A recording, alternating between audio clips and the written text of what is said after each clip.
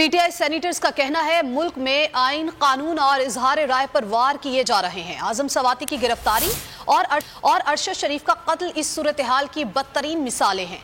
लाहौर में मीडिया से गुफ्तगू में वसीम शहजाद ने कहा कि ये फैसला है कि चाहे आजम सवाती का मामला हो या अरशद शरीफ के साथ जो हुआ, हम हर सतह पर इंसाफ के लिए जिद्दोजहद जारी रखेंगे। एजाज चौधरी ने कहा, चेयरमैन तहरीक इंसाफ इमरान खान ने हिदायत की है कि सुप्रीम कोर्ट के सामने एहतजाज जारी रखें। जहां आजम सवाती को रखा गया है वहां भी एहतजाज किया जाए। उनका कहना था, हमारा एक ही मुतालबा है, आजम सवाती को फिलफौर रिहा किया जाए।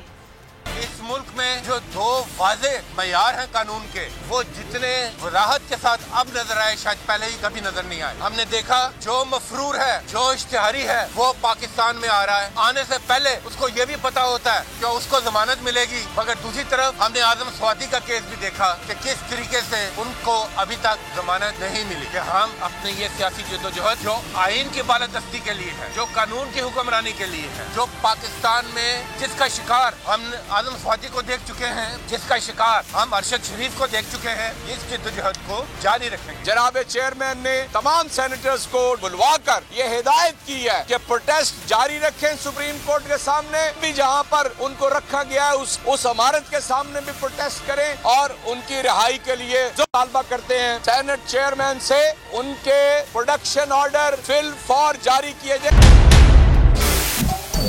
सबसे बड़े चैनल बोल न्यूज के एंकर मखदूम शहाबुद्दीन के प्रोग्राम अब बात होगी ने रेटिंग के तमाम रिकॉर्ड्स तोड़ दिए। मैं हूं मखदूम शहाबुद्दीन और आप देख रहे हैं अब बात होगी। 46% नाजरीन ने बोल न्यूज को देखा। सोशल मीडिया पर भी सबने ज्यादा देखा। सब्सक्राइब करें और बेल दबाएं ताकि कोई खबर रह न जाए।